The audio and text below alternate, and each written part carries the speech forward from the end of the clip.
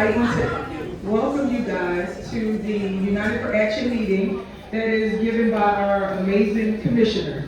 Okay, City of Philadelphia is amazing. So we have a team, his team, that is here tonight that you guys will be able to ask questions and hear from. Tonight will be an opportunity for you to bring up things that bother you in your neighborhood, right? But this is not a beat up night. This is a conversation. So we're not being disrespectful to one another and we're not over talking one another or any of those types of things because everybody's important. So how we're going to do this is I'm going to have the vendors introduce themselves, and then I'm going to bring the mic back up to Commissioner Bethel and their team, and they're going to introduce themselves. And then when it's time, you guys will get an opportunity to say whatever it is that you need to say, but I'm asking you to keep it to one question so that we can get around the room. And then after that, then we'll come back to you if you have a second question, okay? So I want you guys to give the team an opportunity to respond, and then we'll go back around the room if there's a time that we can get to next questions, okay? Because it's a lot of you guys. This is awesome. I love this turnout. So let me go by the vendors over here. I'll start with the Neighborhood Advisory Committee. All right, good evening, everybody. My name is Deja Montero. I'm here representing ASE with my colleagues Jason and Omar. And we're here tonight sharing information about the resources that ASE provides related to housing counseling, neighborhood energy services, and employment coaching. We're also highlighting the launch of our neighborhood elections process, which is happening this spring. So tonight is the first night you can submit a nomination for a community leader that you'd like to see representing the service area that ASE serves through our NAC program, which includes areas of Juniata, Kensington, and Fairhill. So please stop by our table to learn more and submit your nomination tonight. We also have a raffle for a $25 gift card. Thank you. Did you guys want to say anything? Okay. And then we're going to go over to our next table. Whose table is this? The police department. This is our police department table. We have information. You are more than welcome to come over, stop through, and grab information. This is what I love. I love it. Sir. Oh yeah, she's definitely trying to hide. Good evening, everybody. Welcome to the 7th Council District. Welcome. Give yourself a round of applause. I'm Councilmember Betsy Lozada. I'm proud and honored to represent you as City Council.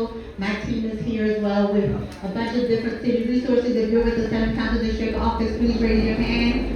If you have any questions, if you need resources, if you need to get connected to services, city services, we are here. Thank you so much for being out here tonight. Thank you to the police department for being with us. Special shout out to Deputy Commissioner Pedro Rosario, who is a friend of our and is part of our community. Thank you all.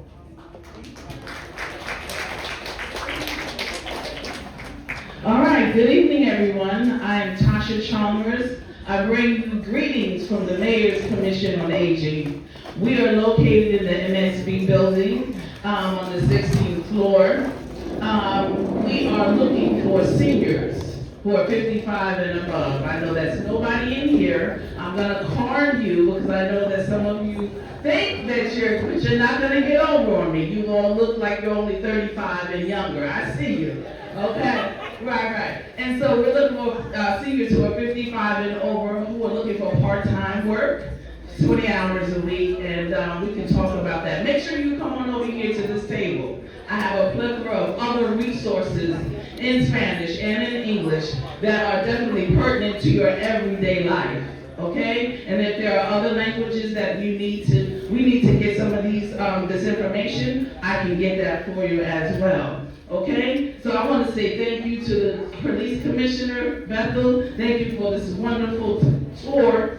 I want to say thank you to an awesome captain, Captain Bennis, and his crew. Because Captain Bennis is not guest. This brother right here is awesome. And last but not least, and his whole entire team. Thank you all for your hospitality. And thank you for Marisol. Where is she? Is she here? She emailed me about 6 times about this, so thank you for Marisol for getting me here. Thank you all for coming out, and I hope to see you, okay? All right. Okay. And Well, Councilmember kind of did our introduction for us, but we are the Office of Councilmember Ketty Lozada. We have some city resources. Please come help yourself. We also have an end of year review and the 2025 Citizens Handbook by the city commissioners. Please come help yourself. We have a bunch of city resources and they're translated in both Spanish and English. Thank you. okay, and I'm gonna make my way over to, is there anybody else in the audience that I've missed that I need to make sure that you are introduced? Okay.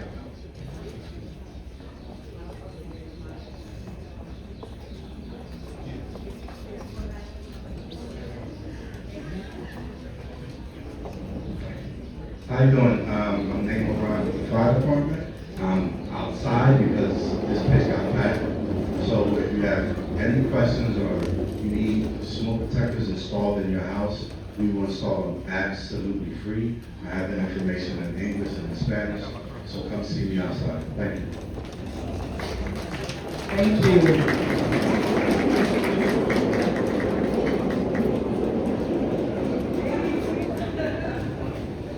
Hello, good evening. My name is Sarah Monero. I'm here on behalf of State Representative Jose Gerard. At this moment, he couldn't make it because he's in a Latino conference in New York, but I'm here on his behalf. We do a lot of services in our office, in Spanish and English, so come on down on Bien Tayoga. Thank you. Thank you. Crystal? Commissioner? Hello, good evening. My name is Crystal Arthur, and I am the Community Initiative Specialist. I'm assigned to the 24th District, and I'm here. I assist Tina Willis. So if you guys that live in the 24th District, I'm also on board, and I can also help you with anything that you need. Or if you want to initiate anything, give me a call. If you need my information, just come over and I will share it with you. Thank you.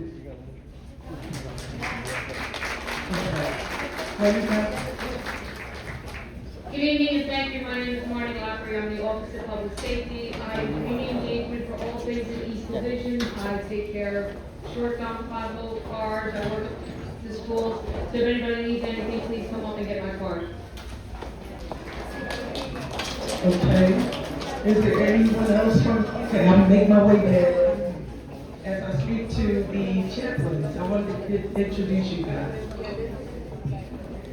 Chaplain Centeno with our East Division chaplains here, and we're just blessed to work with our firemen and women in law enforcement, and we are always wanting to represent this community, and especially in behalf of our Philadelphia Police Department with Commissioner Bethel. I told him he only reminded me of Ramsey back in the day. Thank you. Okay. Good evening, everybody. How are y'all feeling tonight? Can I get a round of applause, please? Thank you. This is a beautiful gathering of folks who have great resources for the community, and that includes the Mayor's Office Public Engagement. We have Neighborhood Community Action Centers, also known as mini city halls, right here at the Allegheny, inside of Rivera Recreation Center. Simply put, we connect you to city services.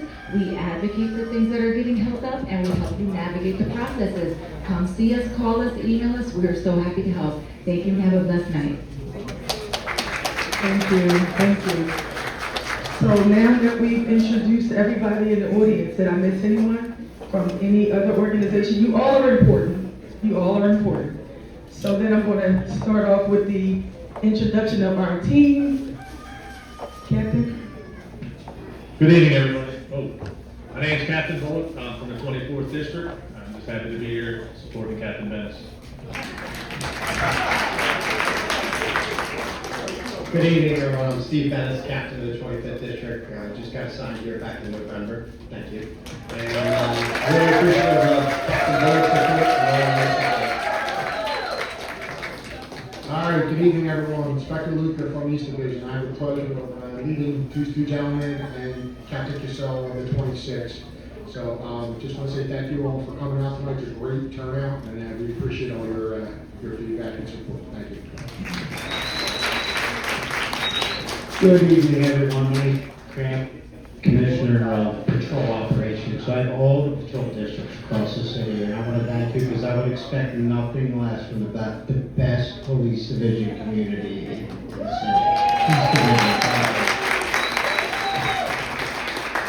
city. Evening, everyone. I'm Krista Bell Campbell. I'm the Deputy Commissioner of Organizational Services. Some of the things that fall under my house are finance, personnel, the police academy, communication, 911, the buildings, the cars, all the business side of the house, I guess I should say. It's good to see everyone tonight. Good evening, everyone. Ben Osadio, Deputy Commissioner for the Kensington Initiative. Many of you may not know me.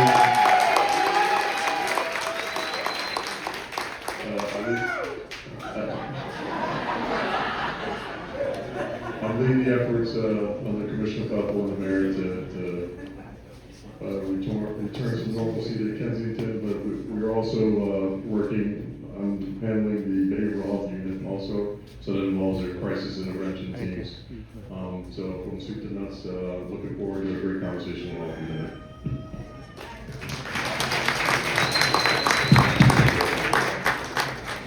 Nice turn. Good evening, everyone. My name is Joe Bells, and I'm the Deputy Commissioner of the Office of Professional Responsibility, which includes Internal Affairs and the Office of Professional Standards. Internal Affairs, they're responsible for investigating all police misconduct and criminal allegations within our department. The Office of Professional Standards, they're responsible for ensuring that all our PPD personnel are in compliance with our policies and procedures. Thank you. Good evening, my name is Frank Benor. I am the Deputy Commissioner of Investigations, so I have all the detectives and investigative units within the city. I'm also covering Special Operations, which has all these Special Operations units like SWAT, K9, the Marine Unit, Highway Patrol. So that's what I cover, and I want to thank you. Good evening, everyone. I'm Carla Jolie. I'm the Executive Director of Organizational Communications, and I kind of match today. The Commissioner just asked me today, I've been here a little over 2 years, and he just asked me today whether or not I was still enjoying myself. And I am. I really love working for the Philadelphia Police Department because I get to carry out this vision of communication to all of you. So, yeah. That's not what she really said. She said, crazy. You know, I mean, and then Mike Cram, he said that at our last community meeting, that the last meeting was that they were the best in the city. So I'm not sure that's legit, you know. Again, I just want to, first I want to acknowledge a few people in the room, and no deference to anyone, but there's some folks in this space who really just hit it my heart, and I know first I want to recognize Councilman Lozada. I mean, listen. I did a whole bunch of meetings, I don't call too many people out. But, you know, from the time I came back to this department, everybody said, you got to know this councilwoman here. I said, well, it didn't take me long for her to get to know her. And you know, but her passion, her drive, her authentic person, right, who gives it to us all the time, with love and respect, but we know where she stands when we're in the fire, right? And so, you know, I've been with the team before I came here, continues to be. It's been an absolute joy to have somebody in that space who holds us accountable. So ladies and gentlemen, I'm not saying that you gotta stay, we got our guardrails. But we wouldn't be here. We wouldn't be in the work we're doing in Kensington. We would not be doing a lot of the things we're about to embark on, as she had in our office 2 weeks ago, chewing us out, without that leadership. I've been around leadership a long time. There's people who talk a lot, but don't do a lot. And so, Councilwoman, on behalf of this executive team here, and I know all these folks in here, we just say we appreciate you for all the work you do and all the support you have. And we'll continue to do it. You don't come in to each individual without recognizing Tina and Barstead.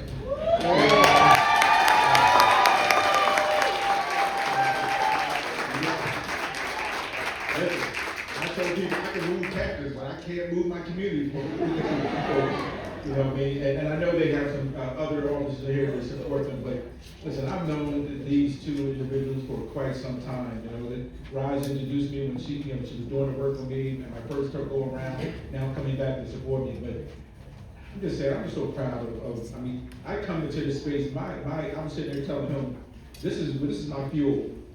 And when I come in here, this is the largest meeting we've had in the community.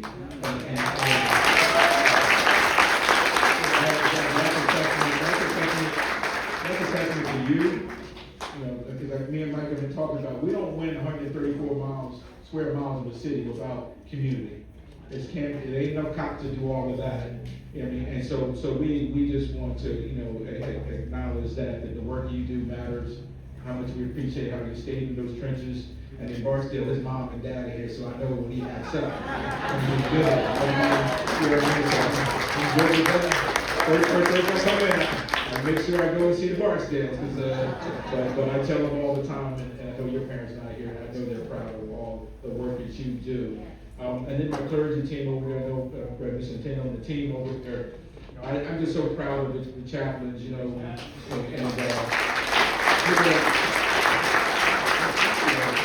sometimes you know, I've known the team for a long time, but you know, when Jamie Romer was shot and he was in the hospital for 30 days, and I came up there almost every day to see him, and we would be there when he passed, but the chaplains were there every day with us, you know, praying for Jamie and his family, you know, giving us cover, and those are the moments when you really find out who is really there for you. So it's the first time I really get to publicly acknowledge them in this community, in this space, for all that they did during that process, what they've always done, continue to do, but more importantly, in that moment, how special that was. And I'm just so grateful for the chaplains and the work that you do each and every day.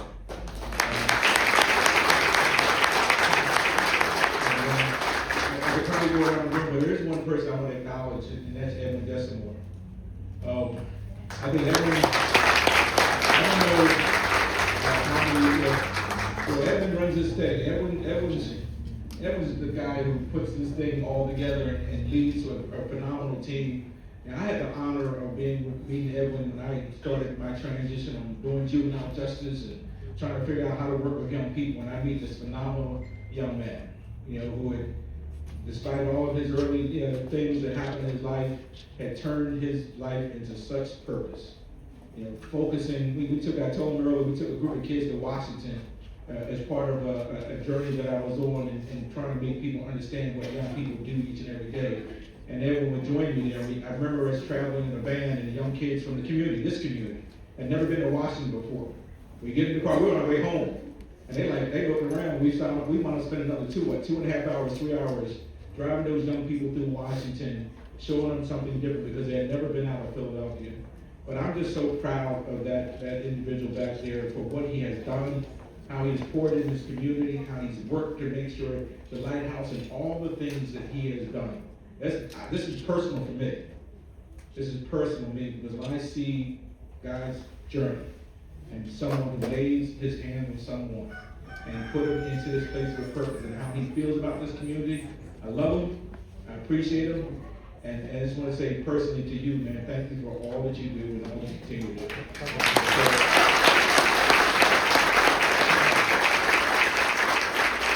We were talking about it, in the room. I was texting him home and said, you gotta come back in the room with us. Say something. So I'll stop there. And part of the journey, this is about what I always ask you, this is my 27 meeting. So when I came back to the department, one of the clear things I wanted to do was make sure that I was on the ground throughout the community, making sure that I touch you and make sure we hear from you as we go about doing this work. And so I started, as soon as I walked in the door, as Brown said, this is my 27th meeting out in the community. I do both. I meet with you, I meet with the community, then I meet with my police officers. I also meet with them to talk to them across the city about what issues they have, the concerns they have. But it's really, really important for us. But I added a feature that I started out doing it by myself. And then I said, well, why not bring my executive team with me? So I have my entire executive team with me, except for my first deputy. He's taking a call, working with somebody right now. He'll be back in. So every decision and the things that happen in this police department happen from the executive team up here. Right? And so it's important for you to see us out in the community, and be able to address some of the issues real time, and you will see that as we move through these questions and answers of how we're going to do that work. All right, so I'm not gonna be talking a lot. I'm gonna make sure I have questions. I did miss one person, Principal Green from Conwell Middle School.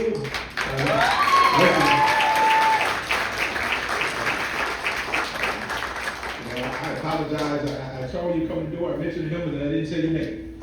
Conwell. Listen, Principal Green has a small part of why Kevin Bethel stands back in his job. Because when I sat there in school safety and saw this principal in the trenches fighting for her kids and fighting for what should be happening in that community, it was very much a part of my drive coming back into this department. So I just always great to see Principal Green and acknowledge your work. And so I'm going to shut up. Part of the conversation now is to turn it over to you. And there's no questions you can ask. There's going to be, if you can't get to it, if we're doing something wrong, I'm going to blame Tina and Barksdale. If it's going great, I'm going to take full credit for it. And if it's in the middle, we usually give that to Pedro. I try to roll those R's in there for my community. But let's have a conversation. Again, we don't have all the answers, perfect, but we definitely want to make sure we meet the needs of you here. So have at it. All right, so how we're going to do this is I have the community relations officers going to help me out. I have Tina and also have Ryan that's going to help me. And what we're going to do is whoever wants to go first, you'll be first. But don't forget to ask your question. We'll do one question and then we'll come back to you. Okay, is that fair? All right. Good evening. First of all, I want to thank you guys so much for giving us this opportunity. Officer Ryan Scale, wonderful job you do in this community. I've never seen anyone do it like you. My name is, I'm Dr. Howard Foreman. I'm the owner of the Caribbean Feast Restaurant, a Jamaican restaurant located at 1338 the Rising Sun Avenue.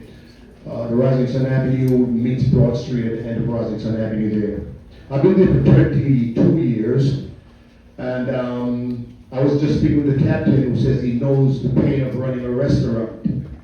And I am also formerly the president of the Germantown and Erie Medical Association. About a year ago, over a year ago, I received a phone call, and the individual on the other line said that he wanted money. And if I didn't give him money, he was going to kill me and my entire family. And the number that he called on, there was a clear number to see. He would not stop calling, so I blocked the number.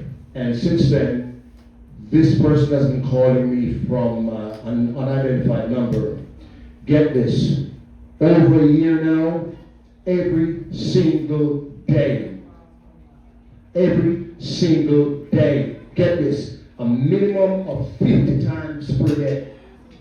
And I have a record there each time he calls, because I think I will be needing that for legal purposes, so I snapshot just for evidence that it's a fact that he calls me every single day. As a result of that, I've lost a lot of customers because this is my business phone, it's my catering phone that customers call on to make their orders. And he calls until the batteries dies. I have to turn the phone off. And as a result, customers cannot get me anymore. I've lost thousands of dollars. I went to the 25th district, and with the help of Mr. Barksdale, I went to the detective department, and I was assigned a detective who, in my opinion, he just took the statement and nothing happened after that.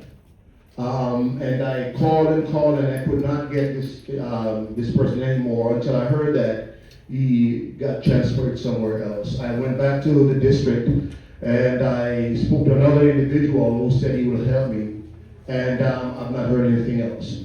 I'm begging, please help me. It's emotional, I'm fearful. I usually sit at my restaurant at closing time as a security for my wife. I got a family of 6, all of us work there. And I'm fearful. I'm sitting in my truck and I'm doing like this. This person said that he's gonna get me, he's not gonna stop, he's gonna kill me and my whole family if he does not get money. Right? I called my telephone carrier, and when they sent me the history of all my calls, for whatever reason, I didn't see a history of him calling me at all. So I don't know what kind of computer trick he does that the system does not show that he actually did call me. I'm begging for help, and I believe that this guy is intentional. Again, it's over a year, so he has not forgotten he's intentional. Please help. I do not want to be a statistic. Thank you.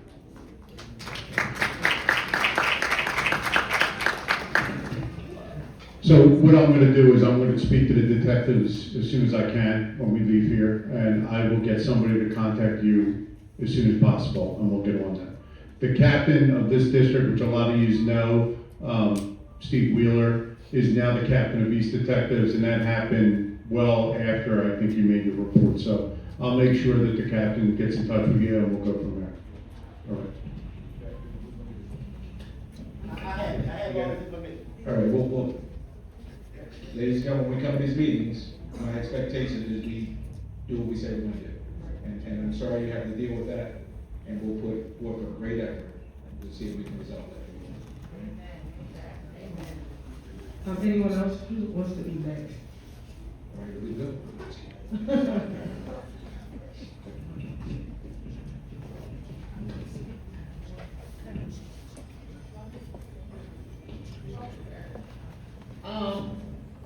I have a loud mic, I really don't even need a microphone, but I'm gonna use it as request. My name is Lois Williams, and I am with Trash Academy. I'm also a member of, Say Now. What I'm trying to find out is, if I heard someone in here say that I could get their cards about short dumping.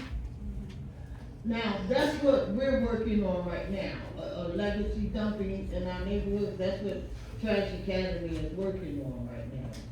What I wanna know is, what is the name of the group of officers that handles that type of situation, illegal dumping? So we have our neighborhood services unit that supports that activity. But one of the things we'll be adding very shortly, the neighborhood services, oh, okay. So we have somebody represented here as well, all the way in the back, with her hand raised. But also be, one of the things that we are, as you'll see, we'll be releasing a new strategic plan at the end of this month, early part of May. One of the things that we adding to the district because of it, what we're hearing across the city is a quality of life officer. So right now you have a victim assistance officer, crime prevention officer, those positions. We're going to be adding a position into every district for quality of life. And there will be an extension of, the neighborhood service will be the mothership, but we're going to create now in those districts a quality of life officer who's going to learn and get the same skill sets that many of our neighborhood services team have, be able to deal with a lot of those quality of life issues that are coming up on a regular basis. Be able to work with them as a mechanized group sometimes so we can flood particular areas because we see the gap. The mayor's been very conscious around, the quality of life issues and how they impact the city. And so we are now really going to lean into that space to make sure we add additional resources to be able to address those issues as they come up. Will police be able to ticket or arrest, dumping? Yes, and we have made arrests, right? We've made a number of arrests. We're able to follow up on those arrests because we have, information or video, et cetera. But we think we can do a lot more. And So because- you guys also have cameras all around? Well, there's certain cameras, we have about 400 plus cameras in areas that we have constant sewer dumping. So working with our streets department and others, they've been able to put cameras up in some of the areas that we've had constant sewer dumping. Okay. But, I mean, my wife called me the other day, my mother-in-law lives in the 1800 block of North Crosskeep, and the guys just pulled up in the corner, side lot, and just started dumping stuff off. You know, and that's just, right, 100%. And so, and she just frustrated. She followed, she chasing the guy. I'm like, yo, we can't be. My wife's retired, she's doing the job. I'm like, what are we doing here? Give me a good tag, and so we can follow up. But those are, and it's going to take a collective effort, right? It's going to take us working together with the community to be able to address those quality of life issues and that dumping and those things that just drive us all crazy. So, Thank you. Yes, ma'am. Yes. Hello, I'm Tia Tynes, I'm with Trash Academy also, along with Lois Williams, we're co-directors. Just so you know, Trash Academy is a nonprofit arts and environmental justice organization. So we have been working with the city and leaders from across the city to address the issue of not only illegal dumping, but also the incineration issue down in Chester. So coming to a neighborhood near you, we will be power mapping for dump sites in your area. You can visit us at trashacademy.org and you can put in your dump site. Also visit us on Instagram, trash.academy, so you can see the neighborhood videos that we have out that address the different dumping areas in the different parts of the city.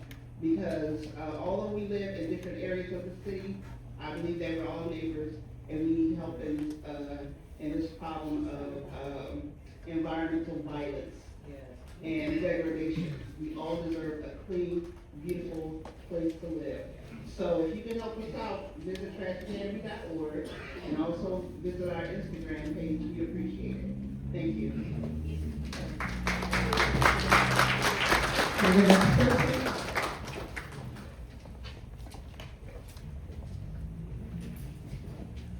Hi, my name is Diane. I live on the 3600 block of North 7th Street.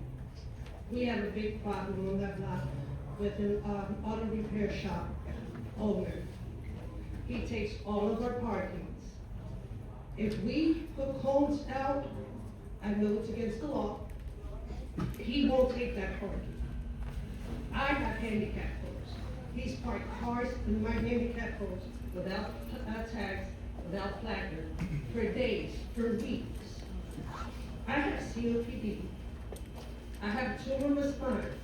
So when I come with groceries, and when I come from shopping, I expect my parking to be there. I moved in that block in 2016, only 10 years. I have reported it. The block captain, she was supposed to meet me here today. She said she's tired of reporting it. We're not getting help with this issue. But we will get tickets for putting the homes in. We can't have family visitors, there's no parking. Right now, I have pictures. I have pictures of VIN numbers, I have pictures of tags. The majority of those tags don't belong to those cars because he's putting tags on those cars. Cars are coming from junkyards because he's taking parts from the cars from the junkyards to repair the vehicles for his customers. And then the residents were stuck. The other day, I had words with him because I asked him, can you please move your vehicles? It's Easter weekend. People have family coming. Well, we put more vehicles on the street. I went to the Needles office. I have reported it to the council in person. We're tired, we need help. This gentleman, he's not in the business bureau. I looked up that address. So I would like to know what can be done for this issue. That was 3700 North. All right, so you got it right, Kevin? Yeah, so we will, the captain is taking that information. We will follow up with you. Captain, you want to talk about what you want to do, or? Yeah, so, Thank you for letting me know about that. So we do a really good job of utilizing the nuisance abatement tool that's been made available to us through the department. Basically, we identify these businesses that are problematic to the community, they're not contributing to the community. And what we do is we pull levers on them. So we'll go out, my nuisance abatement officer is Officer Van Scott, who does a phenomenal job working with L&I, PGW, PICO, finding any intricate violations that we can. Sergeant Hannison back here works very closely with the Philadelphia Parking Authority. We just recently did a sweep of the 3600 block of Lawrence Street where we were experiencing similar issues with the businesses there doing repair shop work. We towed out 9 vehicles today. We did the same thing up at 4700 Lawrence. So I appreciate you bringing this to my attention. My team and I are going to get on the work moving with it tomorrow morning, first thing. And then I'm going to give you my card before you leave here tonight. Please just give me a call so I have your contact information so I can follow up with you about what we're going to, what we've done with that issue, okay?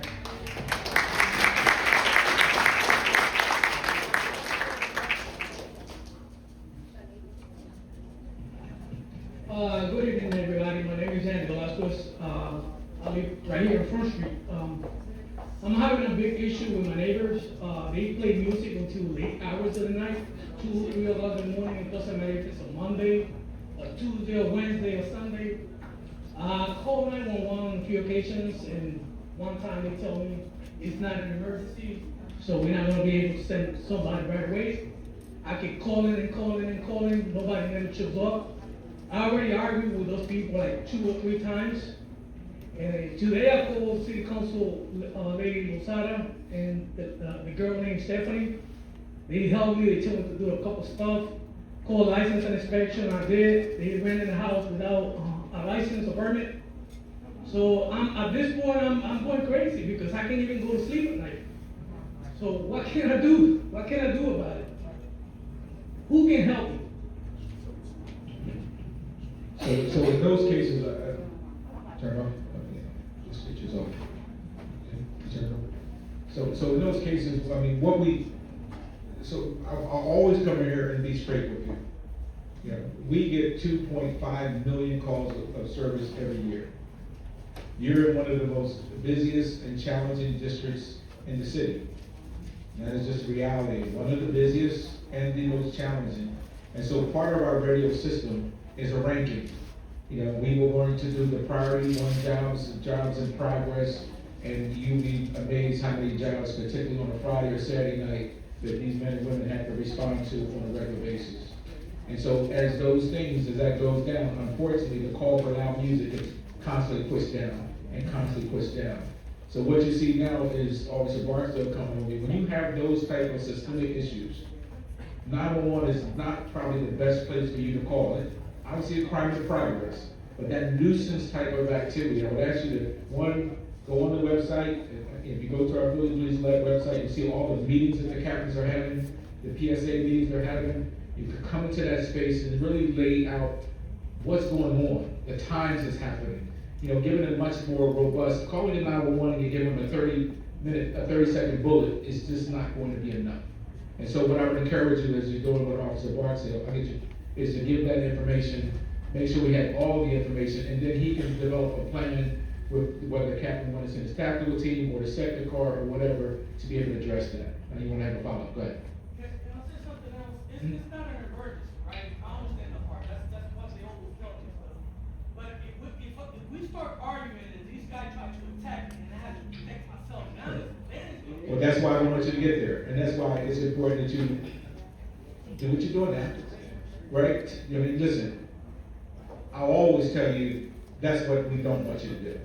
And none of that is worth it, right? At the end of the day. But if you work with the community relations team, if you work with the captain, you know, kind of give them all of the breakdown of what's going on at times. Because sometimes people call and say the music, what time? Because it's much more strategic for us to say, hey, at 11:30 he starts blasting that music every Friday night. Well, then we can target 11:30 versus coming here at 9 o'clock, we don't hear the music, we keep moving. 10 o'clock, we don't hear the music, we keep moving. I mean, so that kind of more granular conversation with the community relations officer, Barksdale Hill, or the community relations team, for anybody in here, is far more effective for us doing problem solving versus the calling into 311 or calling into 911 about just a solely loud music. One time the police department show up and everything, and they just told the guys,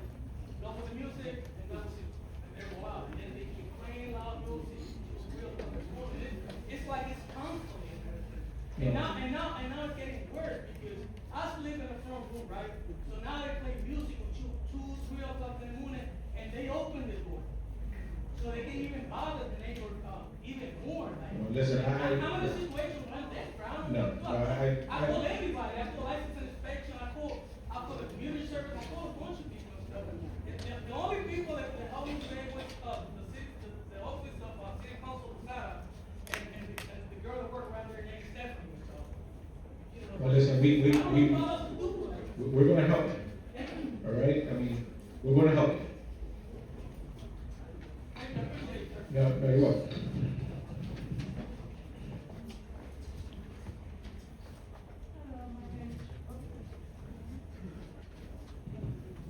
Hello, my name is Bernadette Mason, and I'm from the 4400 block of North Franklin Street. In response to you, we're having a similar problem, and thank God for Officer Barksdale. He, I believe, and he's here, he can let me know whether or not he did get in touch with the person on our block who was causing the noise. But we also have a problem up on the corner of Franklin and Cayuga. It's a gentleman that puts his speakers on the sidewalk because the After Hours Club was shut down by the city. So he turned around and he decides around 11 to 4 in the morning to put that speaker out in the middle of the street. Now, I myself on Franklin Street, I had gone up to the 25th in my pajamas to ask for an officer to come on Franklin Street to ask them to cut that music. We're not asking them to cut it off, just cut it down. And you can't hear your television, but why should we have to go up there and then no one comes out? You know, we have logged calls.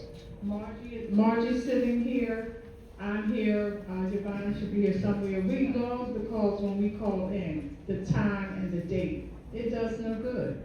If the officer does respond, the only thing he'll tell them to do is to cut it down. How can you turn around and take those big, huge speakers and sit it on someone's sidewalk on a residential street? And we live on a small block.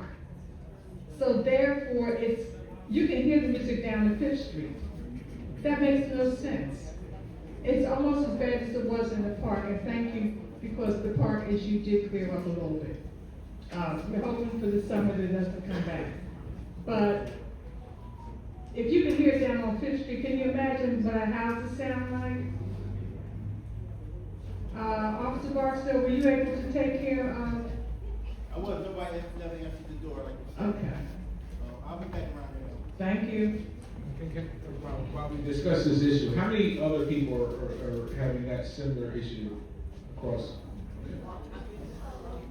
Okay. All right, so I would, again, for those who are, or may not bring it as a question, I would definitely ask you, one, to bring that information to your community relations officer, or come to the meetings that we have. I know many of you do already. Nothing is too small. I think sometimes folks come into that space and say, well, I don't want to bother with this. It's not a bother, right? We want to do the best we can. We can't do all of it, as you know, but I do get frustrated when we're making multiple calls. But it's hard for our system to recognize the systemic issue that you described without really sitting down in the first matter where you talked to Officer Barksdale and doing that again. But the more information the captain has, the inspector and the team have, the better they can respond to this situation. So I appreciate that, but we'll work better in this field. My name is Pastor Ben Rosario in the Table Ministry. I just have more of a request. I've been Sedgley. My church is at 501 West Sedgley Street. Between 6th and Sedgley and 5th and Sedgley, there is no lights. There's 8 different ways that you can drive in that one intersection between 5th Street and 6th Street. There's been numerous of accidents, and there's a school right on 6th and Sedgley. There's many children that cross that street. We're in need of some kind of island there, or turning those streets that are 2 ways into 1-way streets. So once again, it's a great need. I don't know what direction I should go in order to make that happen. That's a little bit. What are you responding to the question? He's from the Department of Human Relations, and he wanted to talk to them about, they can contact his office for Okay, help. perfect. You want him to wait? No, is that an answer to the lights? No. Oh, okay, sorry, not the lights. I'd have to pass, we got that information. We would have to talk to one of our other, organizations and to talk about that. They would have to come out and do an assessment to see whether it's practical or not. So we will follow up with that, and the team will get that information. We will, before you leave it, if you get your information to Officer Barksdale or to Raj, that would be greatly appreciated, and we'll follow up.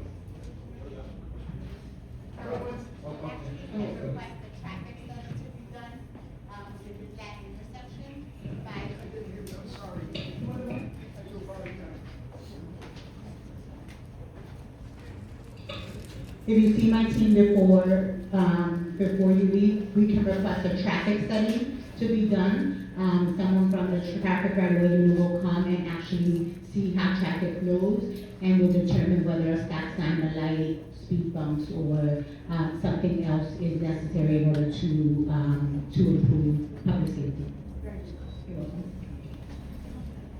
And wait, can you give me 1 second, sir? I'm so sorry. I had another lady ahead of you. I apologize. Hang on 1 second. Thank you.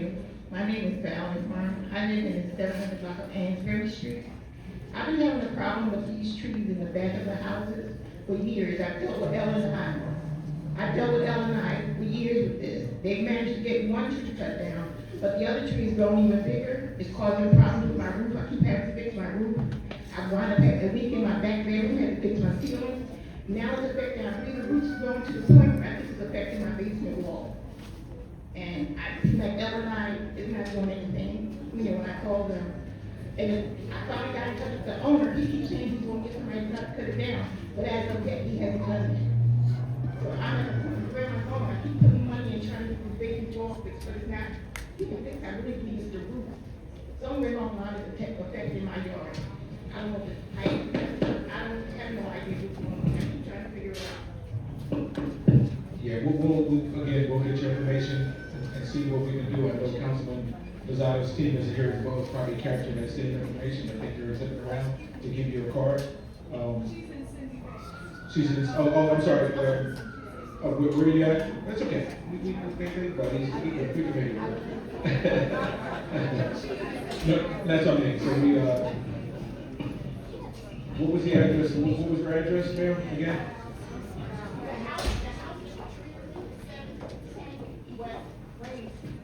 Seven ten what? Okay.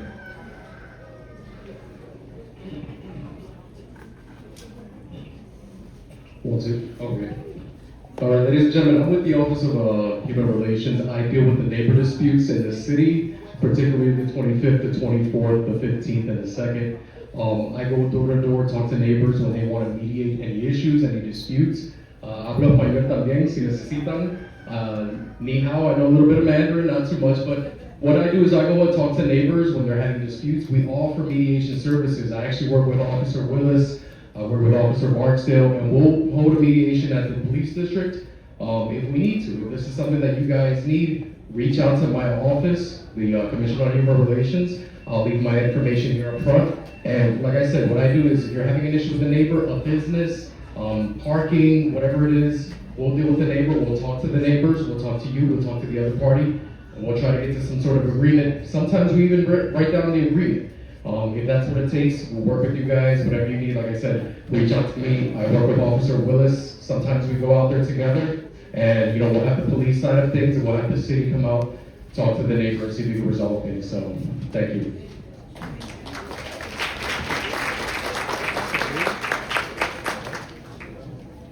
Right. Good evening. Good evening. Hello? Hello? I'm new with this.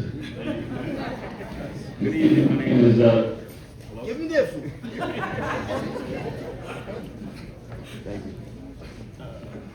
hello? There you go. Good evening, my name is Brian Rivera. I'm one of the kids that the commissioner took to DC when he was talking about, well, I'm not a kid anymore, I'm a grown man. But it's my first time seeing the White House, thank you so much.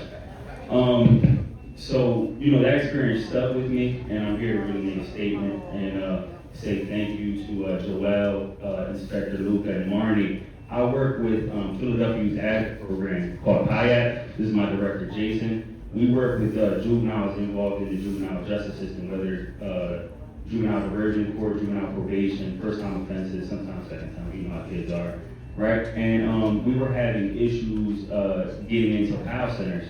So our organization, we had advocates who pick these kids up and take them to certain areas in the city. And a lot of the times, us advocates build our own relationships and we use our connections to take our kids certain places.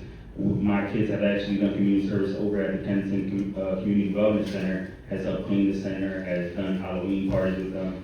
And Jason, being the director, he goes out to certain areas in the city and also tries to build connections for us to go to, right? Because kids get bored at playing basketball every day at the YMCA.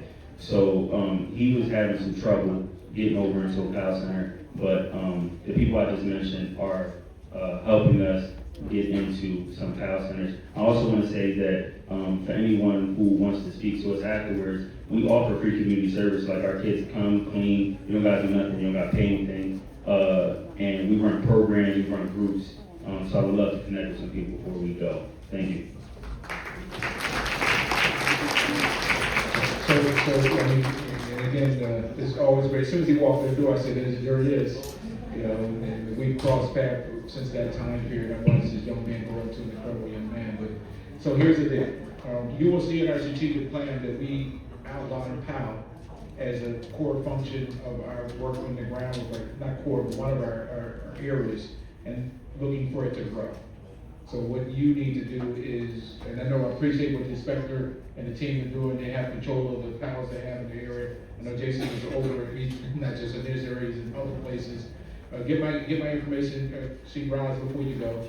We'll kind of talk about what that looks like. Because that was always my vision of when we were doing our diversion work, even at the school district, was that how do we transition kids who come from their program into something more sustainable and building relationship with the PAL officers, et cetera. And so there's a pathway for that. And you don't have to be running around. I mean, and I appreciate it. You got a good team, and Dr. Luke is one of my guys in his team, but, you know, the sign man is now, right? We'll talk, all right? Here, take this one. We'll take that one back.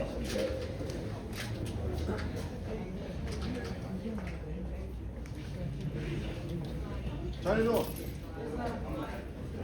Yep, turn it all the way up, turn it up. Anyway, good evening everyone, my name is Dustin Santiago. I'm a Kensington resident, and I wanted to kind of ask a question of how do you guys deal with like the unhoused folks that are on the commercial corridor and on residential blocks, as well as around school areas? Like what is your guys' procedure with taking care of that and kind of keeping track and kind of going about that? Could you guys talk a little bit about that?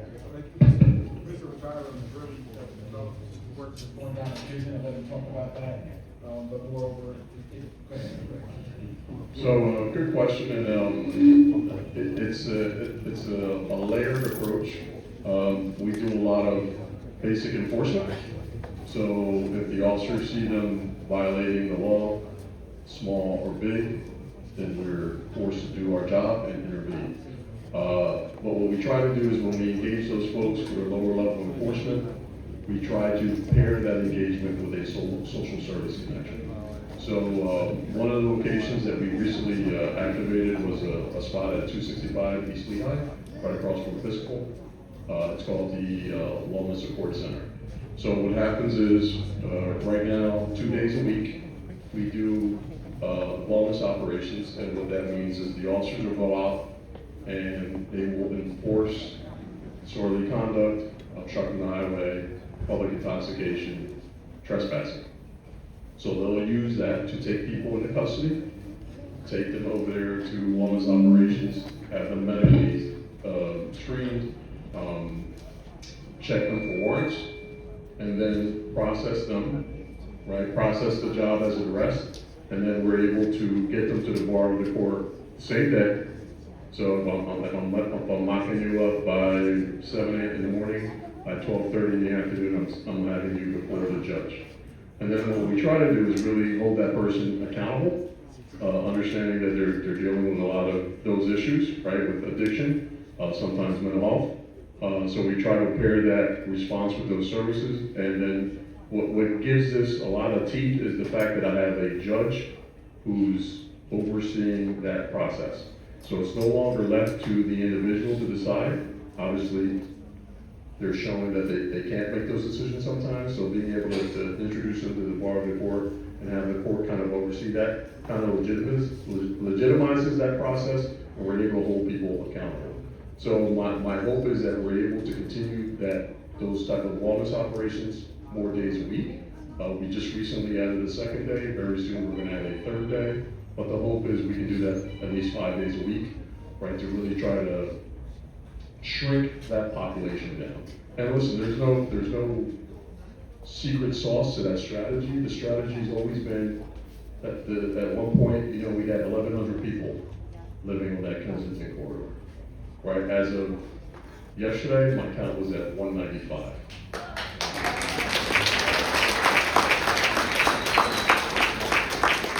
So, and that's really, you know, Inspector Luca, Captain Bullock, the mini station, Sergeant Anderson and his folks. Every day, you know, it's a very complex situation, but the whole point is I want to be able to make that safe. We have to reactivate that corridor for the businesses, right? Because part of stabilizing that community is being able to make it safe, but being able to attract businesses to come back there and open up the mom and pop shops, the supermarket, the tailor, right? That's really our vision, how we want to really revive that whole area. So I hope that answers your question. And more globally, I mean, I think one of the things too is, I mean, when we talk about the shelter, we have what I think our citywide count is maybe over 1,000. I'm not sure. So not just here, right? With Center City, we just left a meeting, you know, and we have other pockets. But one of the things that the mayor recognized early in the process, and I think Councilor Lozada also do that too, you need to have, where do you go, right? If you don't build the infrastructure, you don't build places where you take folks, and then the mayor talks about places with dignity, not just putting it in a cement wall, but a place where it's going to give you treatment and those other, and as that model is evolving, I believe they expect to be over 1,000 beds, right? And many of them are already filled, but which is helping to lower the count, because people are coming into those shelters and they're staying now. And staying to get the supports they need, staying to get the treatment they need, so that when they do move on, but that infrastructure, there's a lot of talk about the infrastructure, but wasn't being really done to be able to understand that the only way you're going to get folks who are homeless is give them a home, right? And that may be at different levels. It may be some are going into a shelter temporarily, you know, or some people may need long-term support or just housing, period, you know, and so I think that dignified approach that the mayor is taking, but also recognizing that you have to have the inventory. You have to have a place just for them to go. When I was a cop in 6th District, we just moved them around. They had cafes, and then, you know, pick them off the street, or we put them in a community, we arrest them and put them in, you know, a community court, and then we let them out at 6 o'clock. And that kind of rotation stuff is not working. I think for the first time, with the wellness center, with the mayor, you know, investment in the homeless, unsheltered population, I think for the first time, there's some true synergy around what that looks like. And I'm sure folks in this room have experienced homelessness. Some folks, I mean, have done that, and it's gonna be challenging, right? And so that's the approach, and I think the mayor strategy is the right strategy. And I think if we continue down this path, we can, we can make things better for the community that we serve. So I appreciate that question that you asked, but we also have to recognize there's still a lot of work to do.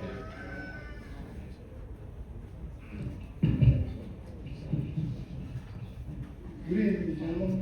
My name is Milton Manuel Rodriguez. I've been living in Philadelphia since 1965.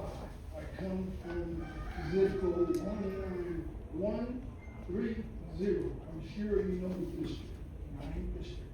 And I'm a product of the Philadelphia Police Department PAP. And I very respect you all and order. And thank you for you guys. And the problem I see here, that we have one of the highest business tax, city waste tax. Where does it go?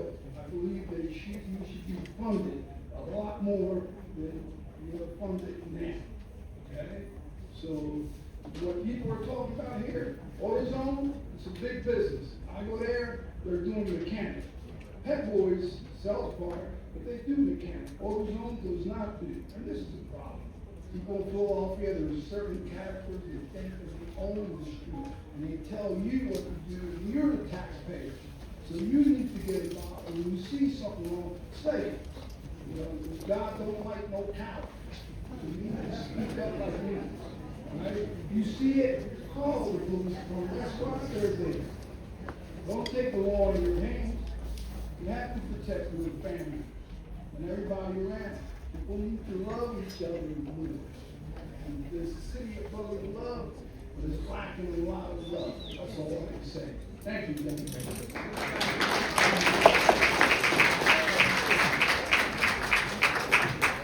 Good evening, Commissioner Bethel. I just want to give a shout out to your team, DC Rosario, Inspector Luca, Captain Billick, and Officer Willis, and so many others.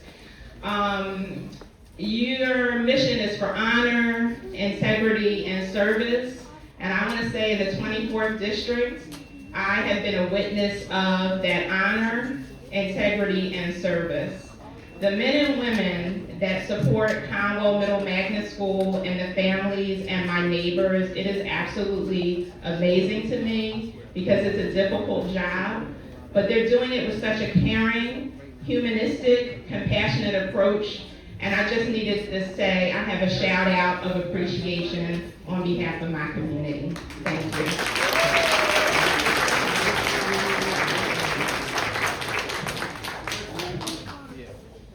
We have a little bit of a technical issue, okay, guys? So please bear with us. We're working on another 2 mics. And we're down to just one. There was a gentleman over here that wanted to speak. These are the two? Okay, thank you. Sorry.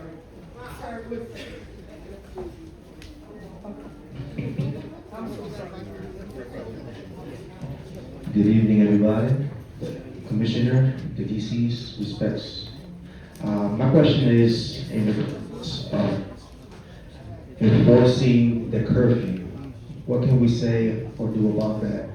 I live on the 600 block of East Indiana, where I have a lot of houses there, obviously, that have teenagers, and to stay up after 11 o'clock, having units across the street at the park, not enforcing the curfew. I just want to know what's the initiative about that, if anybody can answer, either the captain or the DC.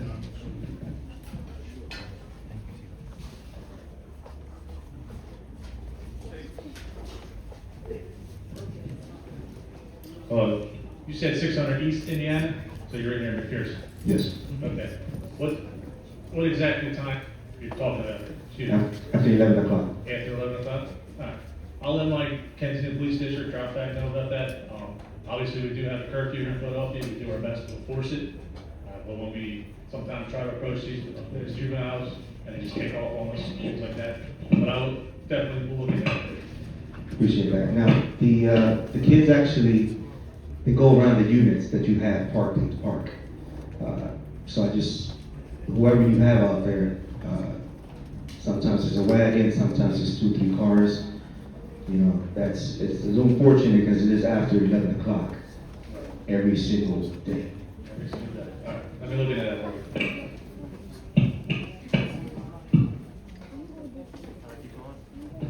One second. We'll come back. Good evening. My name is Ms. Vasquez. I live in the 3300 block of Hope Street. Been there for over 30 years. I'm questioning the old Police District, 24th and 25th, on front of Hornet. I just came back several months ago to that area, and I was told there was a fire there, okay? Now, we have some squatters and homeless people living there. I've reported it several times, but no one's been out. Cliff has come out, and they voted it up, but they keep coming back to squatters, and they open it up. Okay, now they claim there's asbestos in there, which I believe there is, because it's been told since years ago, and they had taken the prisoners that were down in the basement out of there because of the asbestos. So now, I guess when the fire department came, or maybe the homeless people that are living there, they've been taking down the side wall, and everything's open. So now all the asbestos is flying out of there. So what about the residents? What's gonna happen with that building? And what about our health? I've asked this 2 years ago when there was a meeting, and I was told, leave your information, someone will get back to you. Never heard anything. Does someone have any information? Or can get some information to let me know? I would appreciate it. Yeah, so I'm gonna take that one myself. All right, I mean, because I used to be in the district, working, you know, not the district itself, but in narcotics, and I'm surprised at the conditions it is in today, and that it's allowed to still sit there today. So somebody has some information on that? It's probably owned now. Who owns it? Oh, really? I didn't know that. Maybe. Privately owned, and it's set up for development in the future. The current owner is in the process of securing a funding gap that he has in order to be able to build better housing for his looking to build. Sure, but in the meantime, it's all open, and the asbestos is coming out of there. What about the residents?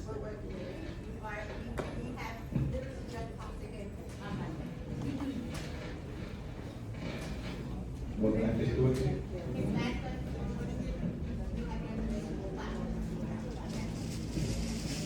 Thank you, Council.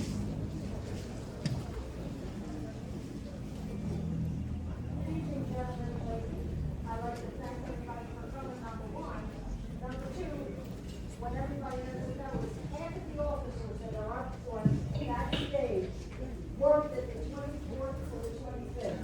So they know how everything was when you, can everybody hear me in the back? No. If I pick them out, they can't hear me. These officers have worked the 24th and 25th district when it was a nice district to work. And then it slowly changed it because we got a different type of people than we always had. 90% of the people there now are renters, and I have nothing against renters. I rented before I bought. But they don't have the same care that we do about our houses. And the people that own the renting houses, they're living in New York or Chicago or somewhere else. They have the police can't get a hold of them, the city can't get a hold of them. So it's really hard for the guys up there to take care of everything. But I will say this, we all have the same trash problems.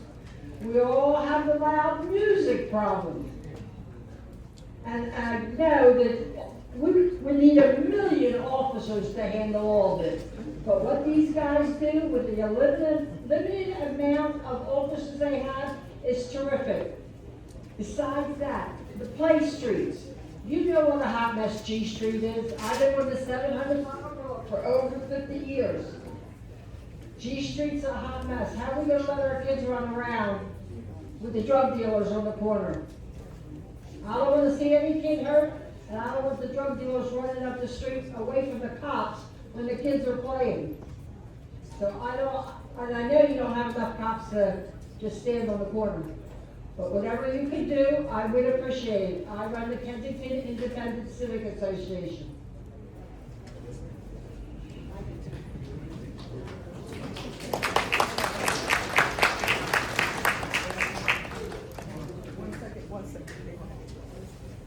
Hi. Hi. G Street is near and dear to me. It was my first foot beat 14 years ago. It's where I walked. GE, Indiana, Tioga, for these two gentlemen right here. I have a car that's out there 24 hours a day, and then once I was able to, Commissioner Bethel sent us about 20 additional officers. I sent 4 of them over there. So they're there Tuesday through Saturday, 6 p.m. to 2 a.m. on night work and then on day work. And they're already making an impact out there on both the 800 side of Madison for Captain Bullock's side and on my side for the 700 side. So it's something that Captain Wheeler has instituted, Captain Craig, Deputy Commissioner Craig before him, and it's just my mission to continue that same progress that we've made on G Street, partnering with the Kensington Initiative as well too, to ensure that we can ensure the safety of the kids.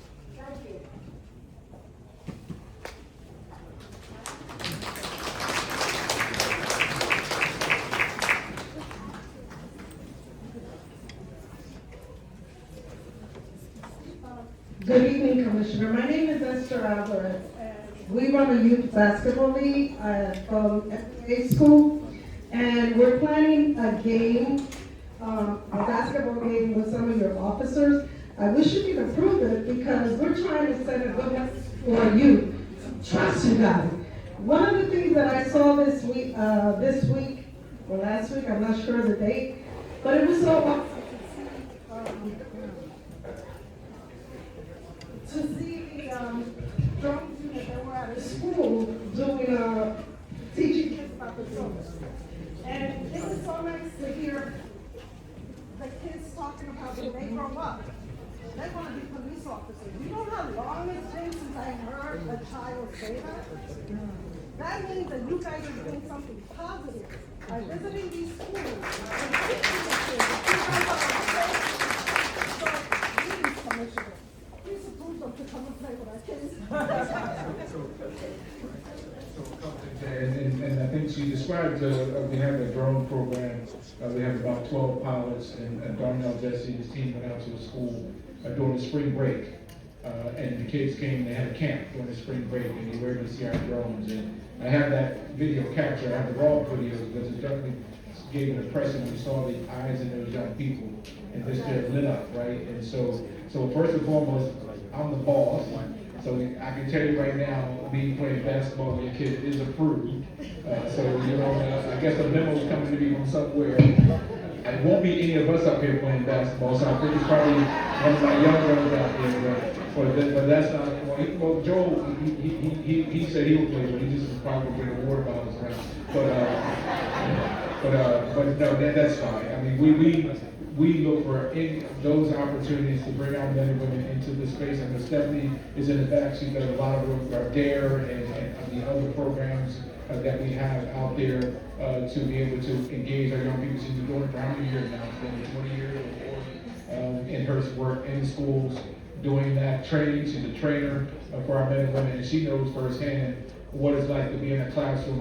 I told people, my daughter saw a DARE officer. I've been a cop at that point for like 25 years. She come home all excited. I'm like, well, I'm a cop too. She said, this guy was great. And so I'm like, okay. So we know how impressionable that is. And so yes, we fully support that. And whoever I don't know who you liaison with, we'll let Barstow, you set this up or you, because I know you don't play no basketball. I do third. Listen, I don't shade on nobody. I mean, we know you're a doctor.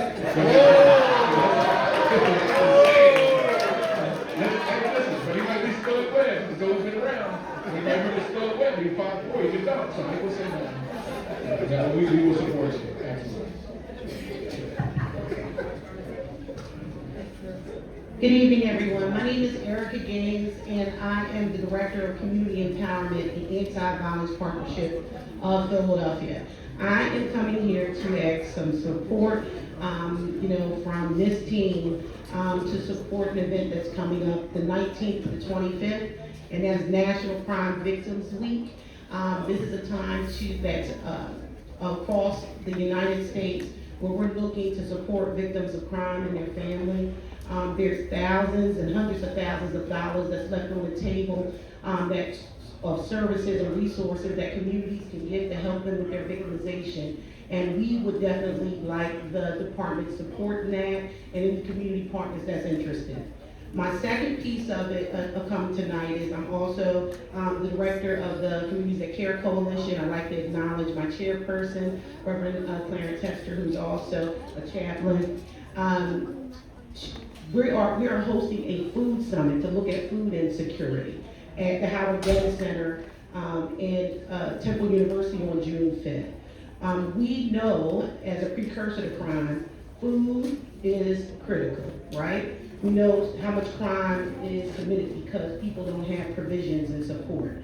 So we definitely would like the department support in that. And then lastly, I want to just get some feedback directly from the Community Relations Department on some ways that you are involving community organizations and grassroots leaders in your initiatives. As we know, our crime rates are down, and that is cited because of the collaborative approach that we've taken with community partners. So could you just expand on that? And first, I appreciate all the work that you're doing in this space. I appreciate you coming out of the room, and all the time people ask, are you ready to give? We love plug and play. So Commissioner Massey, Maisha Massey, is not here tonight, but she oversees our community partnership. And for those of you who know, I recently changed the name from community relations to community partnerships. I have a partnership with my chaplains. I don't have a relationship. We have a partnership. We work together. I have a partnership with the councilman. I have a partnership with so many people.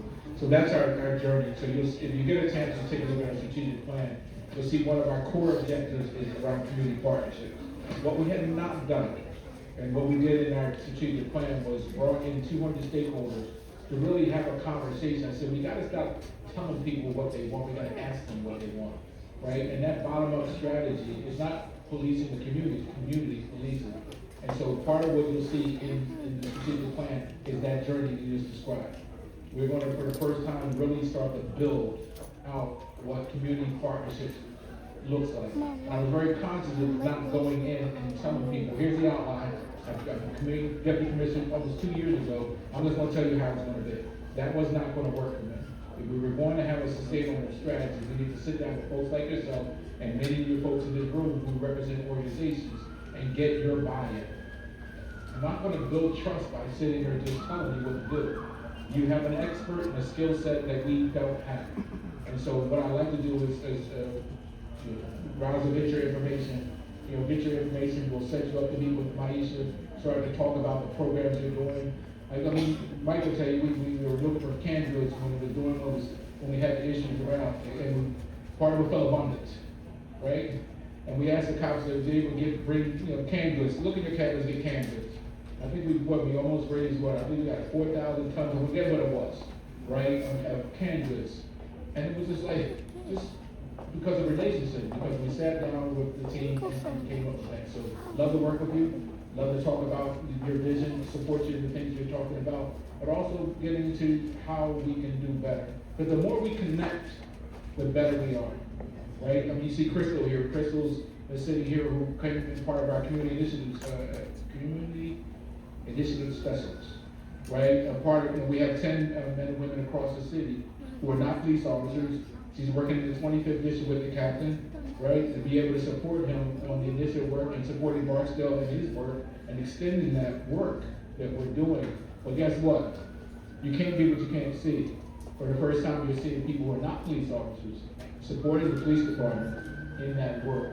And so we have a long journey on that journey, and we just added 10 victim advocates. I don't know if many of you know, we recently added 10 victim advocates to the police department, where after every homicide, Mr. Menor, and we fully supported it as we embarked on this endeavor, was the constant complaint was the detectives having to follow up with the families when someone loses a loved one through violence. And so it was challenging, right? Particularly in 2021, we had 565 homicides, and the detectives trying to keep up with that. And so we were able to bring, I said, I want victim advocates in the police department. I've always relied on other resources, and they've been phenomenal. We have victim advocacy groups all across the city, but we didn't own any of that. For the first time, in the city of Philadelphia, in the police department, across from the hallway in homicide, we have victim advocates who were in the room, who are then, after every homicide, is calling those families, setting up a bridge for communication, talking them through the process, and then we did the first shootings. And then we said, well, we're gonna do it for our crash investigation fatalities when somebody gets killed in an auto accident. And now they're moving to sex crime. So we're trying now to really do better. You know, Crystal, who did her work with Mother in Charge, and unfortunately lost her son. I didn't publicly talk about that, so I'm not talking out of turn. You know what I mean? And so, but she will be the one to push this, Mother in Charge, in that time period, saying, you gotta do better. That you need to be able to communicate to us what's going on. So we're in that space now. I think it's a great space for us to be. I think, in my opinion, that's what policing should be now. And the more we get that support, we appreciate it. So we'll connect. Thank you so much. Thank you for what you do.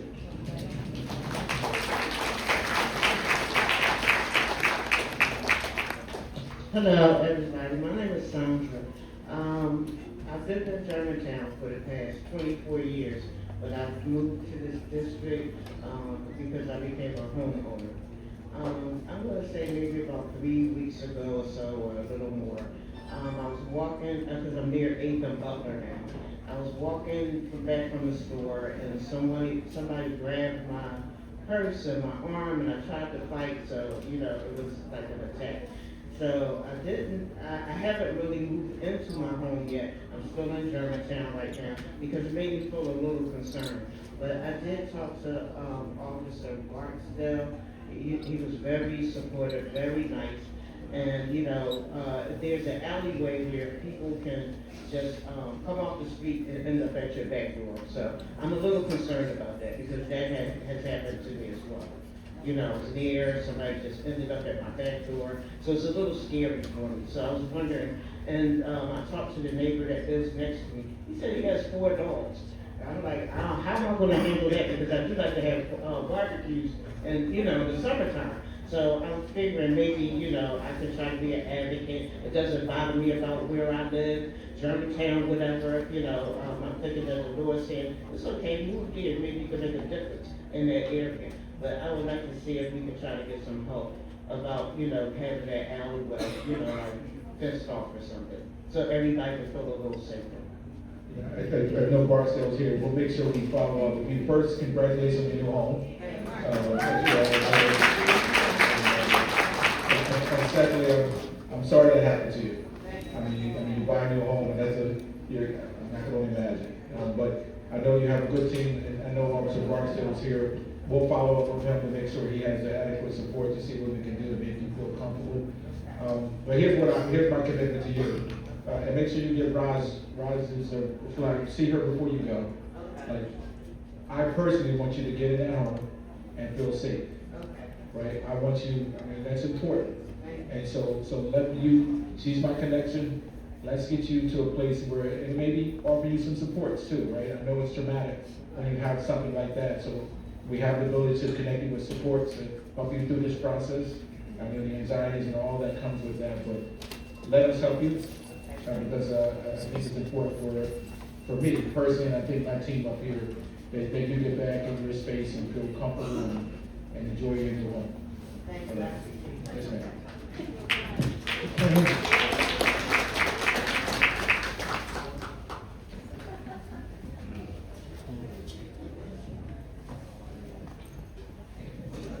Good evening. I guess, my name is Stephanie. I live in, on the 4400 block of 8th Street, and been here for almost 46 years. I had a question about, well, let me just start off saying, I heard today on Channel 6 that crime is down. I forget the percentage, but it was a good bit, down from last year at the same time. So I wanted to first thank you, officers, for that, and Commissioner. And also, one of the things that really bothered me though was, they said 16 children had been shot, 2 fatally. One was today or last night, I don't quite remember, 13-year-old. I was sitting here thinking whether I should even get up and say anything, but then you said something to me about asking the people what they want. And it's been on my mind and my heart for a while about us talking to the, I have 5 grandsons from 16 to 26, and then one little one that's 3. I hope when he's older, we'll be done with a lot of this. I was starting to write a survey asking the young men and teens and all, what do they want? How do they feel about everything? And including themselves and other young men, just what they would want us to do to help them. There are so many programs in this city for our youth, but I was just wondering, are we networking at all, or, trying to like come together and share ideas, things like that, where we can really impact them and really make a difference and really hear them and what they need and want from us. I think that's a great question, but I want to level set just a little bit, because I think sometimes we focus around young people because of what. So when you say 16 young people, they talk about our juvenile because it draws a lot of attention, but they never put it into the where it sits in all of us. So we have about 125 shootings so far this year. 16 of them are under 18. Or we have 2 homicides out of 32 homicides are juveniles. I mean, the most recent one, the first 2 we had were under 18, the 13-year-old most recently. And so overall, I think we oftentimes, when I look at folks like Principal Green, and how many folks in this room work with young people in the room? Well, listen, ladies and gentlemen, it works. About 10% of all of our crime and violence is associated with juveniles. 10%. The other 90% are 18 and older. So oftentimes we don't realize that the work that folks do, pastors do, grabbing young people, the folks are not even having an organized program, because all you do, we understand that the data will tell you one positive adult in a young person's life can totally change the trajectory of where they go. Right? And so we know that works. So sometimes we don't give ourselves enough credit. And we saw that after COVID, when the schools shut down, and all of that social network for our young people, we would have the highest number of young people. I think in one year, I think Frank was almost 45 to 50 juveniles would be killed during that height of COVID, after COVID, and the numbers were 565. But it's the work that you do in this room each and every day is making a difference. Young people get involved in adolescent behavior, and most of them will age out by the time they become adults. If I ask all of you, knowing what you know now, what you could have got arrested for as a child, all your hands are up. Even up on this road, we all done our stuff. We did get caught, and we're running the police department, right? And so that's the reality of it. So I just think part of what we have to do is just sometimes give ourselves a pat on the back, yourself a pat on the back, that to say that the work you're doing with young people matters. But there is a lot of synergy around working with our young people. There's a lot of work that we're doing across the different departments, where our diversion program that we do at schools with Department of Human Services, which has been a great partner. We started out over 10 years ago. We used to be a system that locked up 1,600 children in schools. This year so far we have 38, right? And then we expanded, Mr. Cram, the team's work to expand that citywide. So a lot of kids that were engaged in low-level thefts and minor behavior are now going into the diversion program run by the police department, but supported by DHS, supported by programs in the community. And you'll see very soon we'll be at a press conference with the mayor, we'll be announcing, which will be increasing the number of summer jobs for young people, and making sure that we're doing that work. When I sit there and say we want to do the basketball game or the drone programs, or Stephanie is doing the work in community relations, working with our young people, and the work that we're doing. It's a lot of good energy going on, and a lot of stuff that we're doing, and I love where we're going. I mean, the mayor has really put forward prevention, intervention, and enforcement, but that makes sure we're all aligning, heading in the right direction, and humbling ourselves, checking our egos, right, and making sure that we're doing it right. So I think there's a lot of good stuff going on. If you want some more detailed stuff, I can give my name to it. I can really send you a lot of stuff that's out there. And you got a lot of good programs and folks in this room right now. Like even this center here, for those who know what this place used to look like, was, and where it's become, like almost 15,000 families or something down there now. I think Edmund was bragging about how many families. I think he cheated a little bit, I'm just saying. But you see the vibrancy of what this has become a hub for safety and a hub for our young people playing on that field out there and doing the work. It's absolutely phenomenal. Hello, I'm Chaplain Dawkins from the 24th, 25th, and KPD. I'm sitting over here wondering if I should say anything or not. First of all, I just want to thank our police department. We've come a long way. I want to thank God for our commissioner and his support team there. Wonderful group of people. I'm on my knees every day for you guys, for God to grant you wisdom, discernment, because you certainly need it. We're dealing with some clever devils, and unless we got some wise folks that's dealing with them demons out there, we ain't gonna make it. But we are getting there. We've come a long way. Thank God. Thank God. I live in Kensington, been living in Kensington over 30-something years. And live on a block. When we first moved there, my wife and I, there was no drugs being sold at all. Not like it is now. I'm sure there was always drugs sold there, but not openly. You know, with such liberty and freedom as if they got papers to do it, like they're legal. But I've seen the difference in those that are selling drugs in my neighborhood than those who sold the corner to those who are selling drugs in my neighborhood. The ones who sold the corner, when they were there was almost a death every month and shootings every day. Thank God. We don't have that now, but we still got drugs. And we got a lot of drugs being sold. But I think somebody told them, if you don't do no shooting around here, you won't have too much problems out of the police around here. And that's what it seems. I've gotten to know some of the guys. My methods have changed. My wife is going to be with the Lord. We were out there all the time with the bullhorn. I'm out there every now and then with the bullhorn. Not as much, but my approach has changed addressing the drug dealers. I found out if you go up to them and love on them and let them know you used to do what they do and didn't get you far, don't pay off, sometimes they'll listen to you. I think what my question is although we don't have the shootings, the neighborhood is a mess, it's a wreck. My wife was the block captain, she kept the place clean.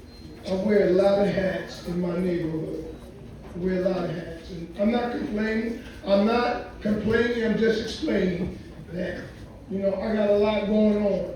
And I try to keep the neighborhood clean. The neighbors are complaining about the neighborhood. In fact, I had a few drug dealers come up to me and say, Pastor Ron, you know, we'll get the neighborhood clean, we'll paint the curbs, we'll do this, we'll do that.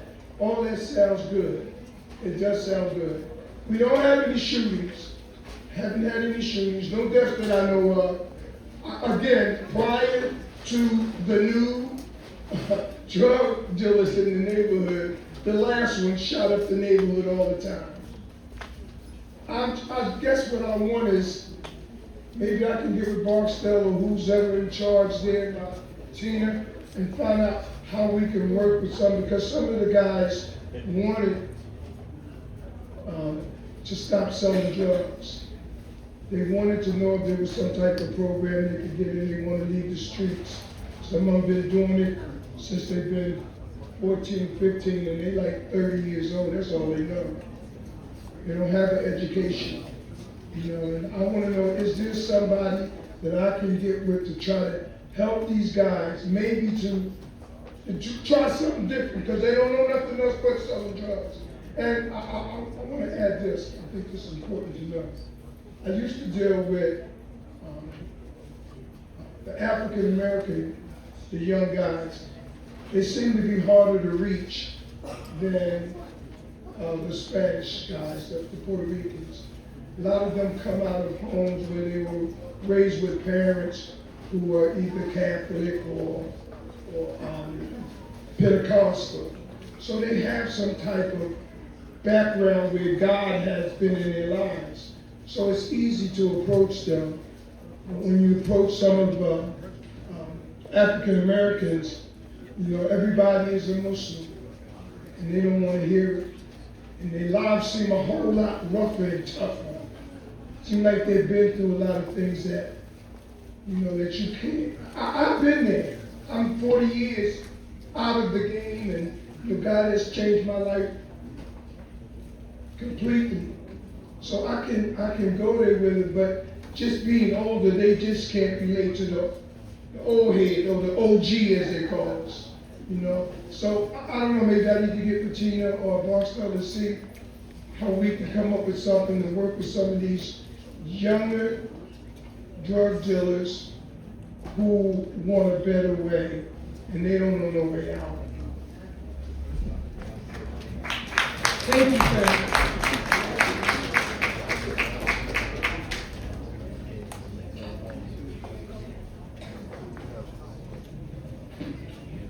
Hello, I run a domestic violence organization throughout the entire city, but most of my victims, a good majority of them, come from this area.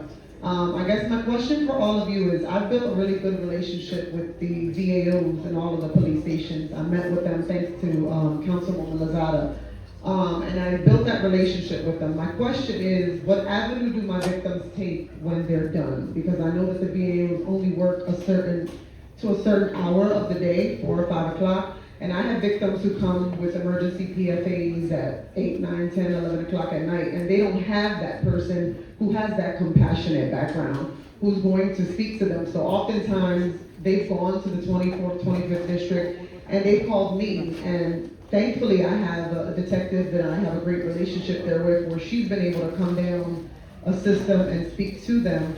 But when we don't have those outlets, I've gone out and I've served PFAs. I know it's not safe.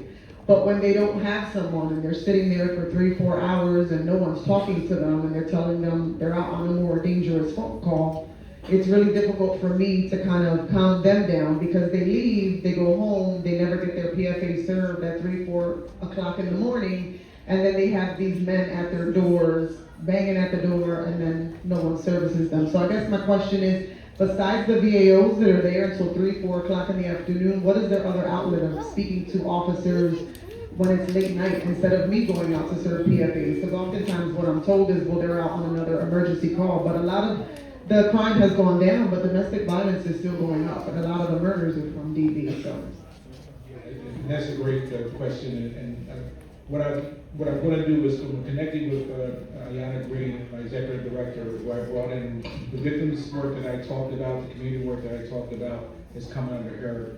We're going to be shortly shifting to a newer model for the very reason that you described. I mean, it's a lot of the victim assistance officer, particularly in the districts, to address all of those issues. And so we are going to be shifting to a centralized model where we're going to be bringing individuals and be very, very strategic around working on domestics, where we're actually going to move to a lethality tool, a tool that right now we fill out a 2-page document, but there's a tool that's been kind of tested now that really asks some very basic 12 questions and get me to the place where we know that the person may be in harm, right? Whether it be a male or a female, in most cases a female, but we recognize that it crosses over.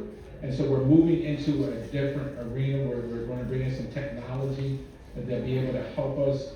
But there we're going to have something much more centralized. We've been working with, talking to Women Against Abuse and other agencies to kind of walk this process, meeting with some of our victim advocacy groups in the community to talk about what the new model will look. But I'd love to connect you with Ayana, because you may also open some of the gaps that we have, because we recognize, you know, Commissioner Benoit led the effort around Kata Scott, who got killed up in northwest part of the city, and we recognize, and that was a different type of a situation, but we recognize we have more work to do in the domestic space, rather than just filling out papers and sending them over, and like, we have to get much more involved. We are going to bring in a technology now that, because we have folks who are being victimized in different parts of the city, and we weren't able to immediately attract that, you know, in our work, and so I would love to connect you with Ayana to talk about what you're seeing, what are the gaps you see around our serving of our PFA, protection orders, and any other things that you may wish. So, Rouse will get your number, She'll make the connection. She works with Ayana in her space, and she does support her, but supports some specific work for me around our officers. But I love engaging in that conversation.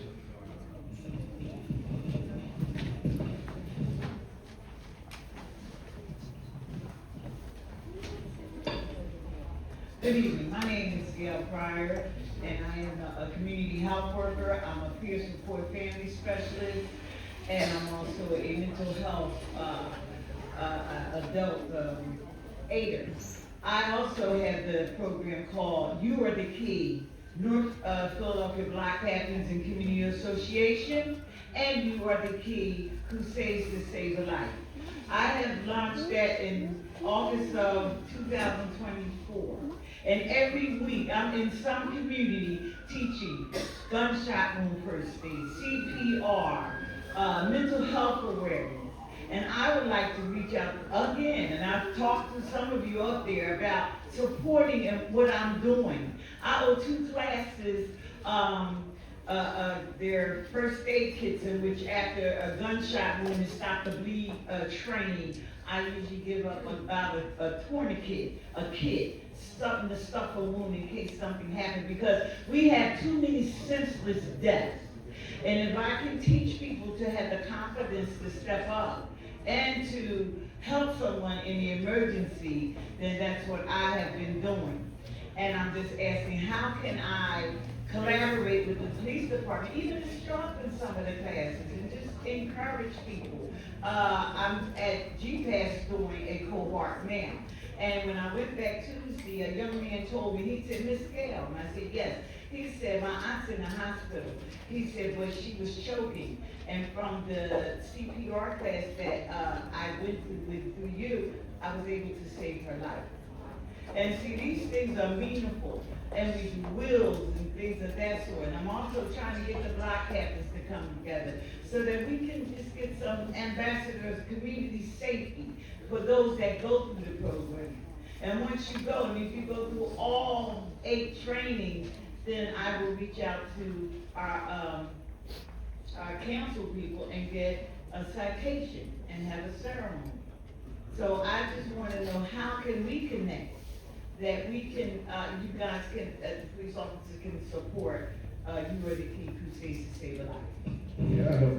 Like Commissioner Grammy remembers meeting you at the recent event and hand it over to him. Yeah, so we met at the Black Captains rally, right?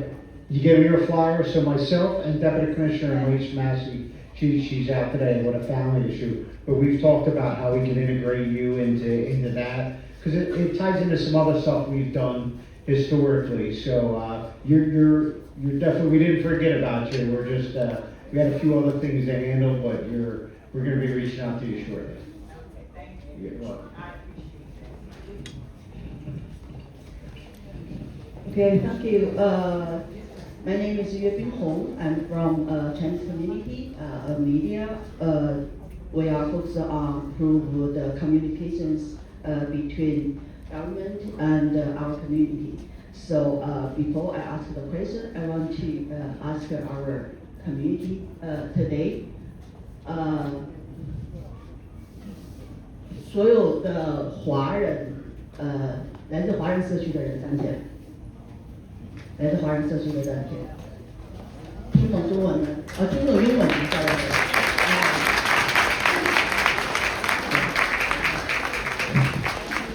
，Thank you. We are from Chinese community. My question is about the language support.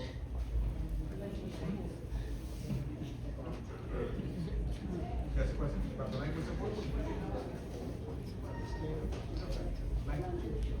Yeah, so you'll be, see, this might be a setup. So right now we have our language line that we use to be able to do translation. We also use our police officers who've been certified. We have a number of officers who've been certified, but what is absolutely exciting for us right now is, and Commissioner Dow is leading that work as well as others, the body-worn cameras that you see our men and women wearing has the capacity to do translation. Shortly, shortly we will be turning on that feature. So she's surprised. I didn't know that. So shortly we'll be turning on that feature. We're working through some of the logistics because of the translation and as it relates to court, etc. Yeah, so once we get through that process, we'll start the training. But what invariably will happen is the body learn through AI technology and the body worn camera will be able to translate 120 languages, I believe. And what will happen is the officer, when they hear the language, it will go into the body worn camera, determine what that language is, be able to give it back to the officer in English. And then when the officer speaks it back, it will turn to that person in the language that it recognizes. We are absolutely excited about that. It gives us another opportunity to connect with our entire community. It doesn't require us to be calling in other individuals to do that work. And I'm probably going to, Councilman Lozada, in a couple of years, I'm probably going to need some help because I got it free for a couple of years and I got to pay for it after that. So I may be too in the road doing your thing. But it's just a great opportunity as the technology evolves in the policing, and particularly the technology around our cameras.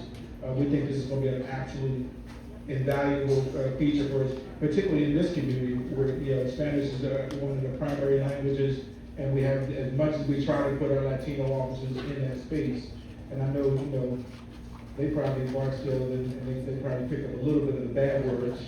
I know Tina knows all the bad words. Barksdale, I won't do that because your parents are here, so you never could.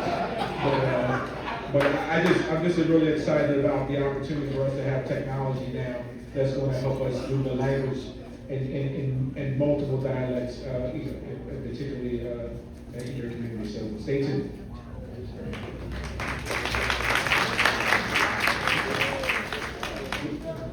Roger said last question, but before I do, we have long days. We love you. We can stay here all night. But before I do that, though, I failed to acknowledge Ron for the work that she does. I've been doing this.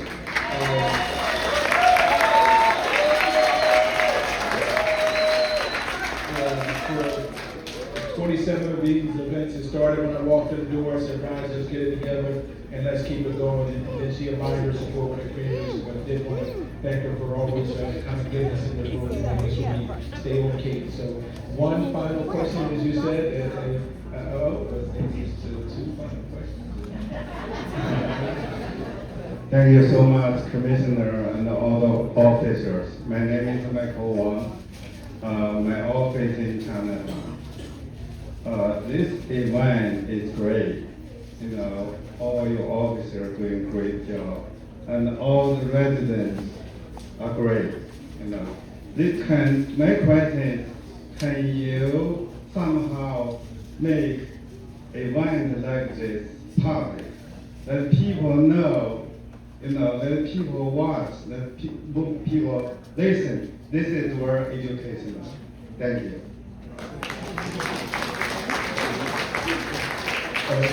My executive director of organizational communication, Carla Sholo Lee, is over there sitting and saying, I told you you should do that. I told you that.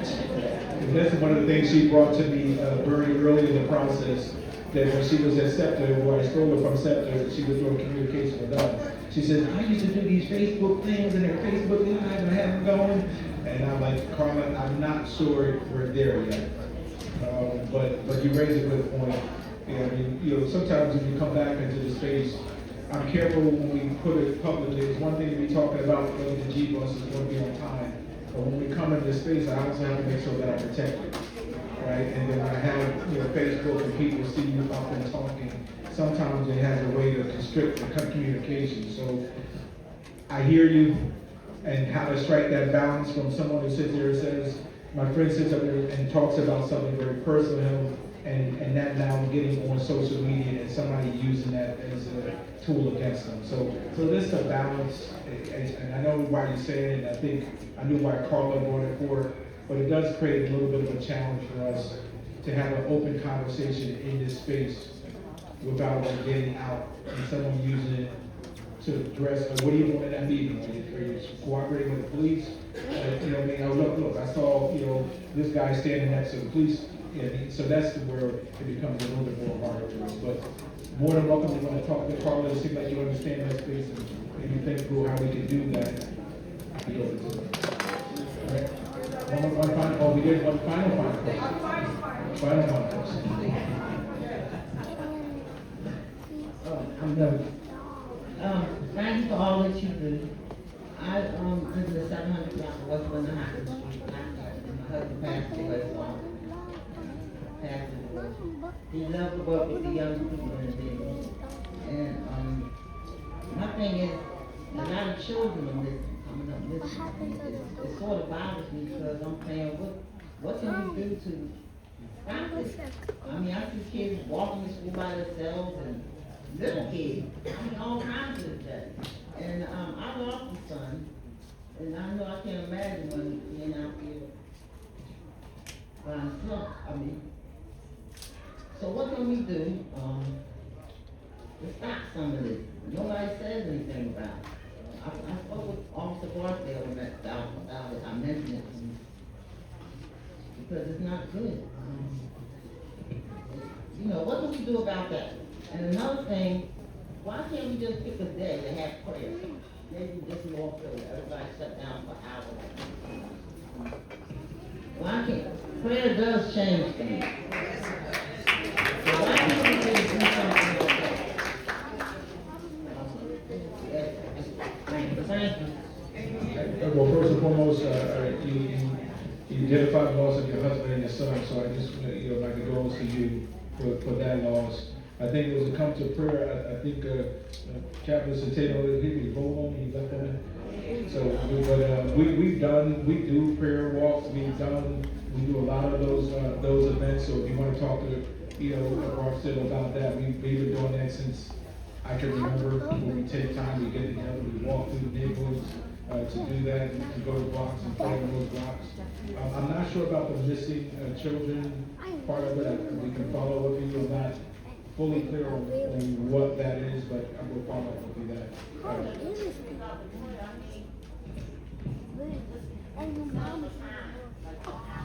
No, I hear you. I'm open to those conversations. No, I hear you. No, I'm open to that. Absolutely. All right, listen, I'm going to end here. Again, but before I go, I definitely want you to hear this very clearly from here. Thank you. Thank you for,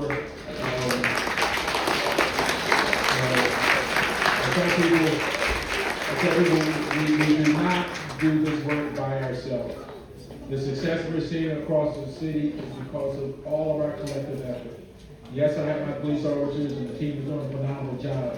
But it's these relationships and these partnerships, it's these relationships and these partnerships that are winning for us. And you help us each and every day. You own your block, you engage with young people, you stop crooks from doing that, you get out and touch people. All of that work matters. Listen, you hear me say my police officers work matters. So I just want to tell you, I leave these meetings with my tank full. Right? You give me the energy, you give me the desire, you give my team. I can't tell you, these moments are special to us. I can't tell you how it's special to have you in this room, willing to sit down with us, talk about the good, the bad, and the different. But we all walk out of this room knowing we got one mission, make this the safest city in America. And I just so appreciate all of it. Thank you for coming out tonight.